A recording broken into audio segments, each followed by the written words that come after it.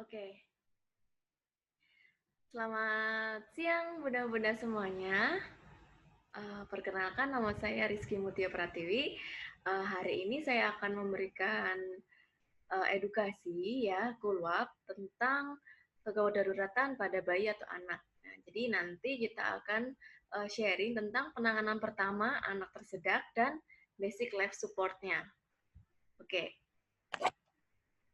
Nah, jadi awal mula saya tertarik untuk mengisi materi dengan tema ini karena uh, dimulai dari pengalaman pengalaman saya waktu anak saya yang bernama Aruna itu mengalami tersedak gitu ya, keselak gitu Bunda dia.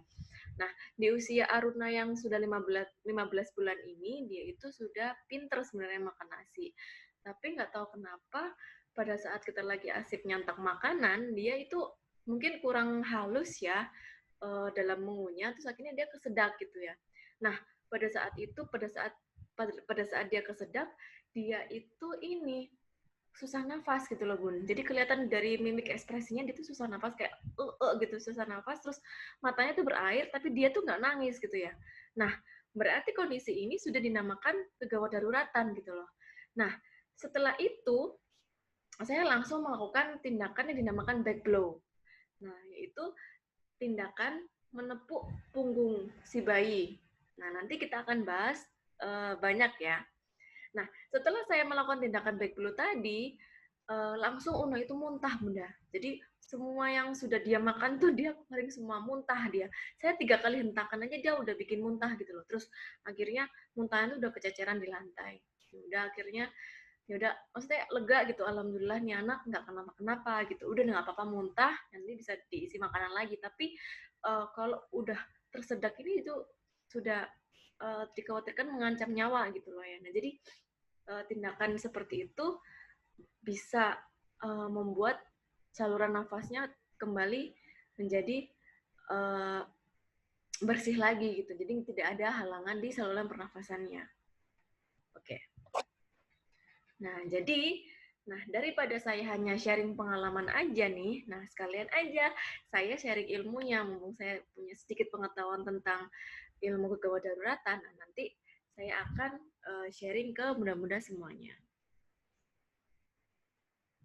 Nah, jadi meskipun kita bukan tenaga medis yang bekerja di rumah sakit ya, yang memang begitu pekerjaannya sehari-hari. Nah, tapi kita sebagai ibu itu saya rasa tuh perlu gitu loh bagaimana caranya menangani hal-hal yang bersifat gawat darurat seperti ini gitu ya, agar kejadian yang tidak kita inginkan tuh tidak terjadi gitu loh Bunda. Oke, kita langsung masuk ke slide berikutnya. Nah, jadi apa sih yang bisa kita lakukan pada saat anak tersedak? Nah, jadi perlu bunda-bunda ketahui bahwa bahwa istilah tersedak ya itu ada dua. Yang pertama ada aspirasi, yang kedua ada choking. Kalau aspirasi yaitu masuknya atau terhirupnya makanan atau cairan ke dalam paru-paru, namun anak itu masih bisa bernafas dan masih bisa batuk. Itu dinamakan aspirasi. Nah, tapi kalau choking itu dia ada benda padat yang menghalangi saluran nafasnya, jalan nafasnya ini. Jadi saluran nafas anak itu tersumbat oleh makanan atau benda asing, bisa total atau sebagian, ya bisa disebabkan oleh benda asing seperti makanan atau mainan. Nah, bagaimana bedanya dia itu mengalami sumbatan saluran nafas yang total maupun sebagian. Kalau total dia udah penuh gitu, maksudnya udah nggak bisa napas gitu Bunda. Jadi benar-benar total gitu menghalangi saluran nafasnya. Tapi kalau sebagian dia masih bisa nafas sedikit-sedikit, masih bisa batuk-batuk yang berusaha untuk mengeluarkan benda asing tersebut gitu ya. Oke. Okay? Nah, jadi yang harus kita lakukan adalah yang pertama nilai tingkat keparahannya. Nah, jadi apakah anak ini bisa batuk secara efektif atau tidak?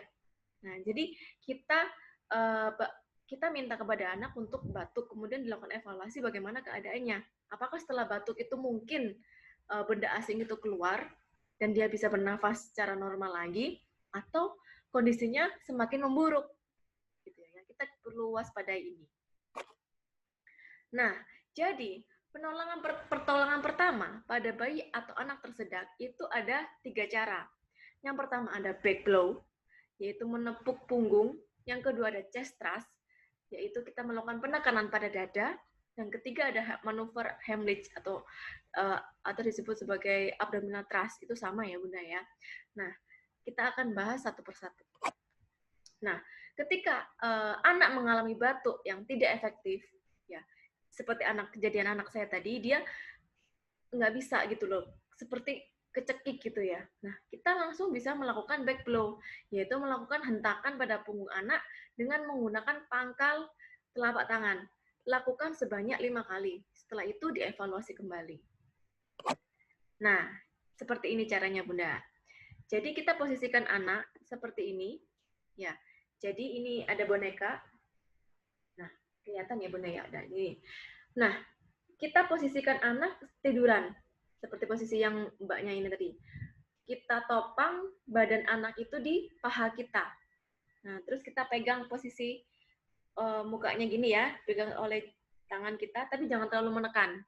Nah, terus kita lakukan hentakan sebanyak maksimal 5 kali. Oke? Dengan menggunakan punggung bagian sebelah sini. Nah, kita bisa menggunakan ini. Set, 1, 2, 3, tapi pelan-pelan. Maksudnya penekanannya jelas, tapi jangan terlalu keras banget gitu ya. Dengan penekanan ini, tapi jangan terlalu keras gitu ya, boleh. Terus, set, 2, 3, 4, 5, gitu. Nah, pengalaman anak saya kemarin, saya hentakan 3 kali aja dia udah muntah. Dengan posisi seperti ini. Tapi karena anak saya udah 15 bulan ya, jadi dia posisinya nggak terlalu ke bawah gini. Jadi saya gendong, anak saya gendong gini, terus dengan posisi tangan saya begini, ya. Kemudian saya baru lakukan back blow. Begitu. Saya agak lebarkan sedikit ya ini. Nah, saya ya gini ya. Oke, jelas ya. Nah, dihentakkan bagian punggung si anak. Oke, itu adalah tindakan back blow. Terus kemudian kalau anak masih belum bisa batuk atau bernafas dengan baik, maka kita bisa lakukan yang pertama adalah abdominal thrust atau Heimlich maneuver tadi untuk anak yang usianya lebih dari 1 tahun. Kemudian chest thrust untuk anak kurang dari 1 tahun dan finger swab. Nah, perlu diketahui bahwa finger swab itu adalah sapuan jari ya. Misalkan kita bisa buka mulut anak, terus kita lihat apakah benda itu terlihat atau tidak. Kalau seandainya terlihat, segera lakukan finger swab, diambil langsung pakai tangan. Tapi kalau tidak terlihat, jangan sekali-sekali kita melakukan finger swab karena dikhawatirkan akan semakin mendorong benda tersebut ke dalam, begitu ya. Nah, bagaimana cara melakukan abdominal thrust atau Heimlich maneuver ini? Oke. Nah, jadi abdominal thrust itu untuk usia anak lebih dari 1 tahun. Jadi dilakukan penekanan, dipeluk anak dari belakang, satu tangan di kepal. Oke, jadi misalkan ini anak yang lebih gede ya Bunda ya. Jadi ini begini, terus kita ada, kelihatan nggak? Kita ada pengepalan satu tangan di sini. Gini ya. Terus kemudian kita peluk si anak dari belakang, begini. Nah, posisikan kepalan tangan pada pertengahan di antara pusar dan batas pertemuan iga kiri. Jadi di sini, tengah-tengah sini. Kalau benar-benar raba di bagian dada, tengah-tengah ada sternum, namanya sternum. Ya, kayak di tengah-tengah bagian dada dan perut. Nah, itu dilakukan penekanan di daerah situ. Kemudian raih dengan tangan lainnya, kemudian hentakkan sampai 5 kali. Gerakannya bisa ke belakang dan ke atas, ke belakang dan ke atas. Jadi dihentakkan. 1, 2, 3, 1, 2, 3 gitu ya. Kemudian dievaluasi apakah keadaannya membaik atau tidak. Bila tidak membaik, segera dibawa ke IGD. Ya, langsung dibawa ke IGD, jangan ke DSA ya. Jadi langsung dibawa ke IGD, ke gawat darurat. Nah, begini posisinya. Jadi kita berada di belakang anak, kemudian kita melakukan pengepalan tangan seperti ini, kemudian dihentakkan sampai benda asing itu keluar. Gitu ya, Bunda. Oke. Nah, kemudian Kemudian ada tindakan yang dinamakan chest thrust, yaitu untuk anak kurang dari 1 tahun, yaitu kita melakukan penekanan pada dada dengan menggunakan 2 jari. Jadi posisinya seperti ini, ya. Anak nanti di posisi kepalanya lebih rendah daripada kaki, kemudian dilakukan, kita ada 2 jari, dilakukan penekanan, duk, 1, 2, 3, 4, 5, sampai sekiranya benda asing itu keluar. Kemudian bisa dilakukan evaluasi kembali. Oke. Nah, selanjutnya ada finger swab. Kalau bila benda tersebut terlihat, ya. Kalau tidak terlihat jangan dilakukan. Oke. Nah, ini adalah contoh gambar ini ya, chest thrust. Nah, jadi tempatkan 2 jari Anda di tengah-tengah pada dada bayi, kemudian jari telunjuk sebaris dengan puting susu. Nah, gini ya, di posisi ini. Oke. Kemudian beri tekanan. Ditekan. Sampai tapi jangan terlalu dalam ya, Bunda. Kira-kira setengah sampai 1 inci aja. Jangan terlalu dalam. Dilakukan pelan-pelan. Oke. Sampai sekiranya benda asing tersebut keluar. Ini ya. Posisikan kepala lebih rendah daripada kaki. Nah, seperti ini, Bunda. Oke. Nah, yang di bawah ini adalah finger swab. Jadi kita bisa buka mulut anak, sekiranya terlihat benda itu, kita bisa lakukan pengambilan dengan jari kita. Tapi kalau tidak terlihat, jangan dilakukan finger swab. Takutnya semakin mendorong ke belakang. Nah, bagaimana pencegahannya agar anak tidak tersedak? Nah, jadi pencegahannya yaitu memotong makanan jadi bagian yang kecil-kecil. Nah, karena di usia anak yang kurang dari 1 tahun atau sekitar 15 bulan atau 1,5 tahun tuh biasanya giginya belum lengkap ya, Bunda ya. Jadi dia itu mengunyah makanannya dikhawatirkan belum terlalu halus gitu. Nah, jadi kita harus memotong makanan jadi kecil-kecil. Terus kemudian memasak makanan yang keras jadi lebih lunak. Nah, agar lebih mudah dikunyah dan ditelannya lebih halus ya. Lalu mengawasi anak saat makan. Tidak apa-apa, tidak masalah kalau kita membiarkan anak itu makan sendiri menggunakan sendok, tapi tetap harus diawasi oleh orang tua atau pengasuhnya. Lalu menghindari benda-benda kecil dari jangkauan anak. Benda-benda kecil tuh banyak ya, Bunda, seperti koin, kelereng, atau mainan-mainan kecil yang sekiranya bisa tertelan gitu loh. Jadi kita berikan mainan sesuai dengan rekomendasi umurnya. Jadi kalau sekiranya si anak itu masih fase oral, jangan sampai kita memberikan mainan yang kecil-kecil yang sekiranya dia bisa menelan gitu. Karena kalau anak masih dalam fase oral itu biasanya dia apa aja dimasukkan ke mulut gitu. Oke. Nah, sekarang kita beralih ke basic life support atau bantuan hidup dasar pada bayi atau anak. Nah, jadi ini pengertiannya dulu ya, Bunda ya. Jadi resusitasi ya atau pertolongan pertama yaitu merupakan upaya yang dilakukan terhadap penderita atau korban yang berada dalam keadaan gawat atau kritis untuk mencegah terjadinya kematian. Nah, RJP itu yaitu resusitasi jantung paru, terdiri dari bantuan hidup dasar dan bantuan hidup lanjutan. Kalau sudah bantuan hidup lanjutan ini biasanya tenaga medis ya yang melakukan. Kalau bantuan hidup dasar biasanya bisa dilakukan oleh orang awam. Oke, jadi BHD adalah suatu tindakan resusitasi tanpa menggunakan alat atau dengan alat yang terbatas seperti back mask ventilation. Kalau BHL menggunakan alat dan obat resusitasi sehingga penanganannya lebih optimal. Nah, jadi tujuan dari RJP adalah kembalinya sirkulasi spontan yang normal atau biasa disebut Return of Spontaneous Circulation atau ROSC. Dan tidak adanya gangguan neurologis pasca henti jantung. Nah, jadi RJP ini meliputi yang pertama ada 1 airway, yaitu pembebasan jalan nafas. Terus yang kedua ada melakukan bantuan nafas atau breathing, jadi dibebaskan jalan nafasnya, itu airway. Lalu melakukan bantuan nafas atau breathingnya, nafasnya itu. Yang ketiga ada mempertahankan suplai darah yang adequate dalam tubuh atau circulation. Jadi kita harus memastikan bahwa sirkulasi atau peredaran darah di dalam tubuh si anak nanti itu tetap adekuat gitu. Nah, jadi tujuannya itu ada A, B, C. Airway, breathing, dan circulation. Nah, jadi ketika kita menemukan situasi yang berpotensi mengancam nyawa dan memerlukan respon cepat, langkah pertama itu yaitu 3A. Amankan diri, amankan lingkungan, dan aman pasien. Jadi gini Bunda, kalau kita melakukan basic life support itu tidak hanya pada kasus anak tersedak saja. Ya. Oh, kok anak tersedak bisa, apakah perlu ketika anak tersedak kita menggunakan basic life support ini? Perlu ketika anak tersebut mengalami henti nafas. Tidak ada nafas dan tidak ada nadi. Bisa jadi karena sumbatan yang total, dia akan terhalangi oksigen masuk.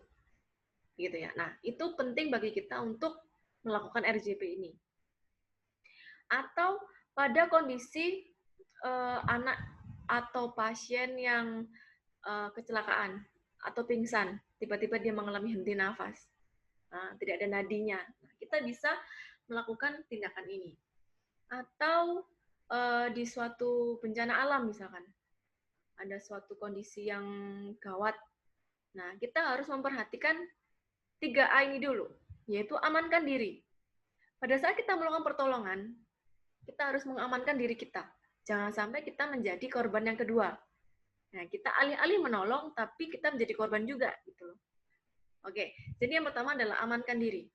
Yang kedua adalah amankan lingkungan. Jadi ketika lingkungan di sekitar itu mungkin berbahaya, kita harus memindahkan si pasien tersebut ke lingkungan yang aman. Nah, terus selanjutnya adalah aman pasien. Lalu yang selanjutnya adalah periksa kesadaran. Biasanya dengan respon nyeri. Atau kalau anak, kita bisa menepuk bagian kakinya, direspon, dirangsang nyerinya, dikelitikin atau dirangsang nyeri di bagian sini. Dadanya ditekan sedikit. Atau di bagian sini. Ditekan sedikit bisa. Nah, di sini. Atau di bagian kuku jari, buku-buku jari sini. Ditekan sedikit, nah itu bisa menjadi rangsang nyeri. Kemudian kita bisa mengguncang, nak, dek, gitu, dengan lantang. Untuk memastikan apakah ini anak cuman lemes aja, terus tapi ternyata dia bisa bangun, atau memang dia keadaan henti nafas. Gitu ya.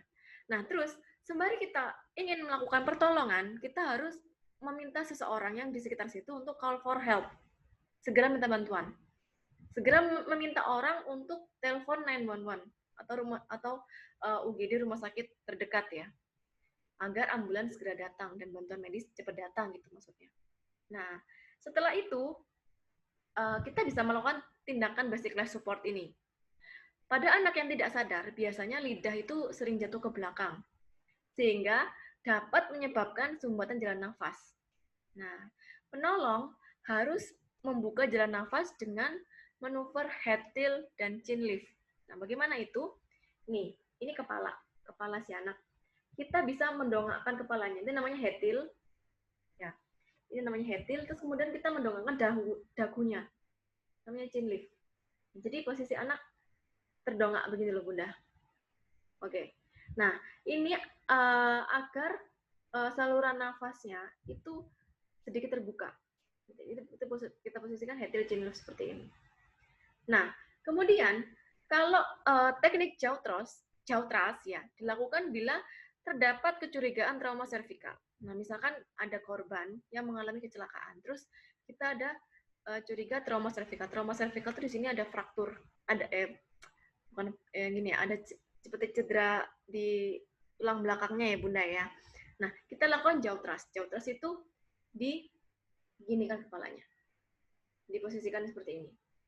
Nah, nanti ada gambarnya yang lebih jelas. Nah, ini. Nah, ini ya. Ini dinamakan head tilt chin lift maneuver. Jadi didongakkan gitu kepalanya. Agar jalan nafasnya bisa ada aliran biar tidak tersumbat gitu. Terus ini ada jaw thrust maneuver. Kalau jaw thrust maneuver tuh ini bagian sini diginikan. Nah, oke, begitu ya Bunda ya. Nah, selanjutnya penilaian pernafasan dilakukan dalam waktu 10 detik atau bahkan kurang dari 10 detik dengan teknik look, listen, and feel pada saat bersamaan. Jadi di look, dilihat. apakah dadanya ini naik turun? Lalu di listen, apakah terdengar suara nafas atau tidak? Lalu yang ketiga feel, dirasakan, apakah ada hembusan nafas di sekitar pipi? Kira-kira ada hembusan nafas atau tidak? Nah, lakukan pengecekan ini kurang dari 10 detik. Nah, jika nafasnya normal, segera lakukan recovery position, sekaligus memastikan agar tidak terjadi tersedak. Recovery position itu miring ya Bunda ya. Nah, kalau kita tidak melakukan recovery position, dia tetap posisinya terlentang seperti ini, dikhawatirkan ada terjadi sumbatan jalan nafas lagi. Lidahnya turun ke pangkal lidahnya itu jatuh ke belakang. Jadi kita miringkan si pasien. Nah, ini dinamakan recovery position. Oke?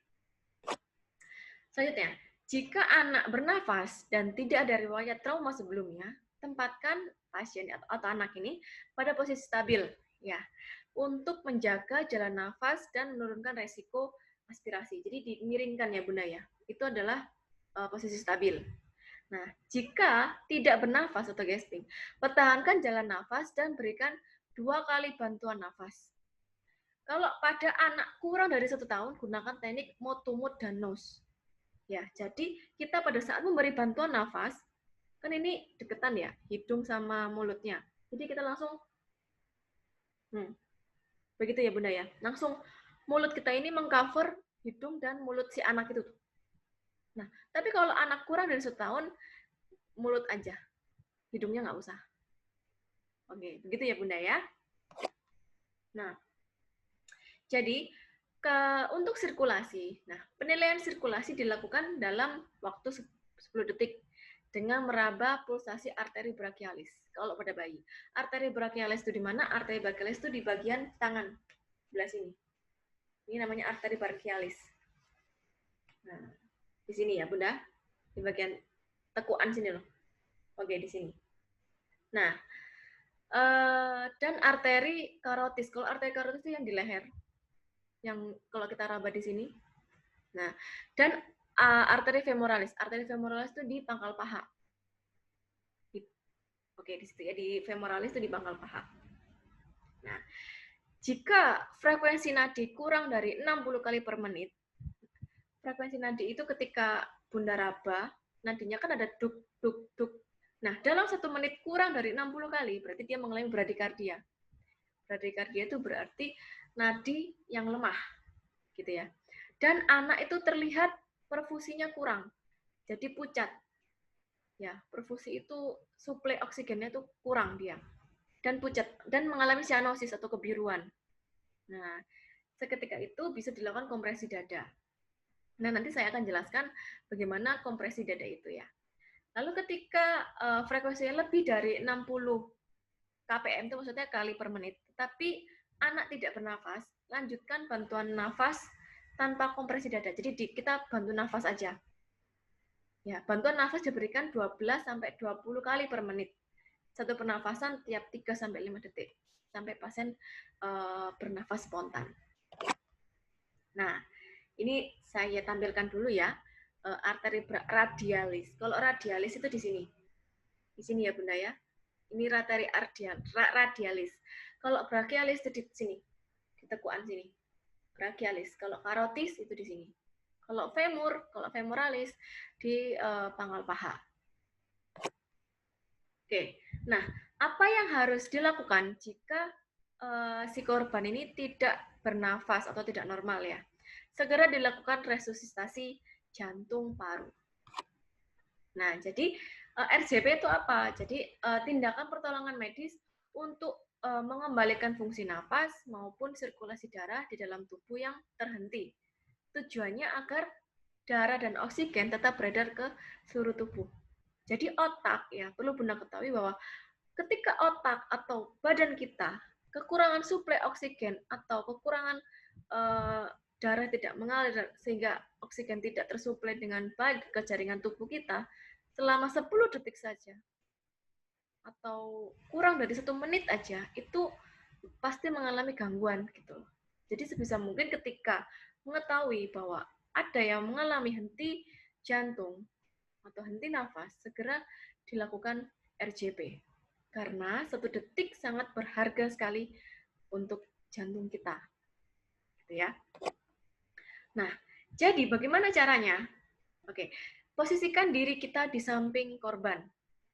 Nah, bebaskan dada dari pakaian. Jadi misalkan pakai baju ya, dibuka aja bajunya nggak apa-apa. Terus letakkan pangkal telapak tangan di dada. Nah, kompresi pasien, kompresi itu dilakukan penekanan. Pasien 1 sampai 8 tahun itu menggunakan satu tangan. Jadi misalkan ini anak. Nah, lokasinya di tengah-tengah sini, sternum, di bagian tengah sini. Kita lakukan kompresi satu dengan satu tangan. Gitu ya. Ini ya. Nah, tapi kalau pada bayi yang kurang dari 1 tahun, kompresi dilakukan dengan menggunakan 2 jari atau 2 jari, dengan 2 jari itu maksudnya dengan ibu jari atau 2 jari, tengah dan telunjuk. Kita bisa melakukan seperti ini. Kelihatan nggak, Bunda? Nah, ini ya. Ini. Nah, ini dengan menggunakan 2 jari. Dilakukan begini. Oke. Kalau kompresi dengan 2 jari, tadi ibu jari ya, kalau 2 jari begini. Ini ya, saya letakkan di sini. Tuh. Begitu ya Bunda ya. Nanti perhitungannya kita hitung sama-sama. Nah ini, pada pasien anak-anak dengan henti jantung dan hanya terdapat 1 orang penolong, rasio kompresi ventilasi sama dengan dewasa, yaitu 30:2. Tapi kalau 2 penolong, 15:2. Nah, tapi ada sumber lain yang mengatakan bahwa 1 atau 2 penolong tetap 30:2. Oke, jadi kita ambil tengah-tengahnya aja ya, jadi 30:2 aja nggak masalah gitu ya. Nah, kompresi dada pada anak dilakukan dengan menggunakan 2 tangan atau 1 tangan pada anak yang bertubuh kecil di setengah bagian bawah tulang sternum. Sementara pada bayi yang berusia kurang dari 1 tahun, jika hanya terdapat 1 penolong, kompresi dilakukan dengan 2 jari pada bagian tengah dada. Oke, kita akan praktekkan ya. Ini saya ambil sumbernya dari AHA ya, Asosiasi Heart. Oke.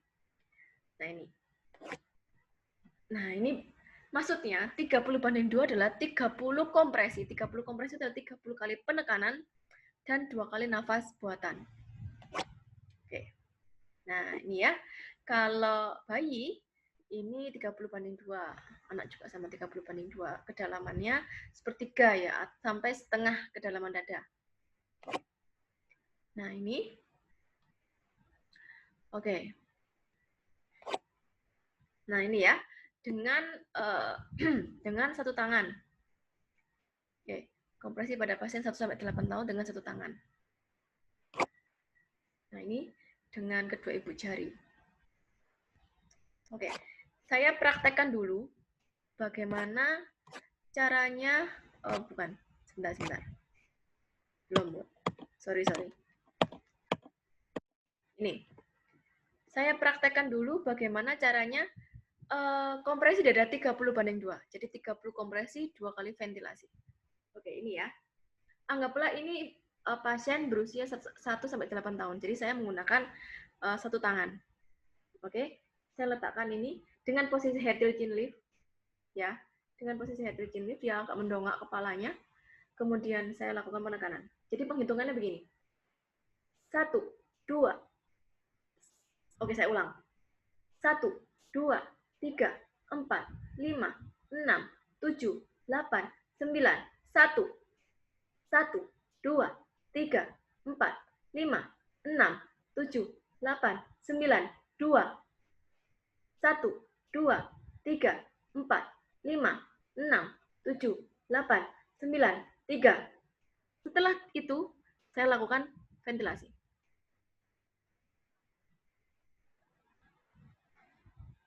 Oke. Memastikan bahwa kalau nafas bantuan, maksudnya gini, bantuan nafas kita masuk, itu dadanya pasti mengembang. Diulangi lagi sampai 5 siklus. 1 siklus ada 30:5-nya, 30:2-nya ada 5 kali. Oke, saya ulangi sekali lagi ya Bunda. dengan menggunakan satu tangan. 1, 2, 3, 4, 5, 6, 7, 8, 9, 1, 1, 2, 3, 4, 5, 6, 7, 8, 9, 2, 1, 2, 3, 4, 5, 6, 7, 8, 9, 3. Untuk penghitungannya sebenarnya bebas. Boleh 1, 2, 3, 4, 5, 6, 7, 8, 9, 10, 11, 12. Tapi kalau seperti itu, kalau lupa, itu akan bikin bingung ya. Jadi mendingan 1, 2, 3, 4, 5, 6, 7, 8, 9, 1. Berarti itu 10 pertama. Terus 1, 2, 3, 4, 5, 6, 7, 8, 9, 2. Berarti 10 kedua. 1, 2, 3, 4, 5, 6, 7, 8, 9, 3. Berarti 10 ketiga. Berarti 30. Seperti itu ya, Bunda. Oke. Kemudian dengan menggunakan 2 jari. Ini tangannya gini ya. Kelihatan. Gini. 1, 2, 3, 4, 5. Ini posisinya tiduran ya, Bunda ya. Saya mempraktekkan seperti ini biar Bunda-Bunda tahu bagaimana posisi ibu jari saya gitu ya. Ini. 1, 2, 3, 4, 5, 6, 7, 8, 9 sampai 30. Kemudian kita lakukan ventilasi 2 kali. Kalau pada bayi, mouth dan nose. Jadi mulut kita ini mengcover hidung dan mulutnya. Kita boleh mengalasi dengan tisu dulu, dengan tisu boleh ya, tisu yang dilubangi, terus kemudian kita tutupi biar nggak terlalu kena bibir kita, biar nggak terlalu kena ke bayinya gitu ya. Boleh. Kita bisa melakukan ventilasi dengan mengcover hidung dan mulutnya. Seperti itu. Gitu ya. Oke. Seperti itu dengan kompresi ibu jari. Nah, kalau dengan 2 jari, kita bisa meletakkan tangan kita, jari tengah dan jari telunjuk ya, Bunda ya.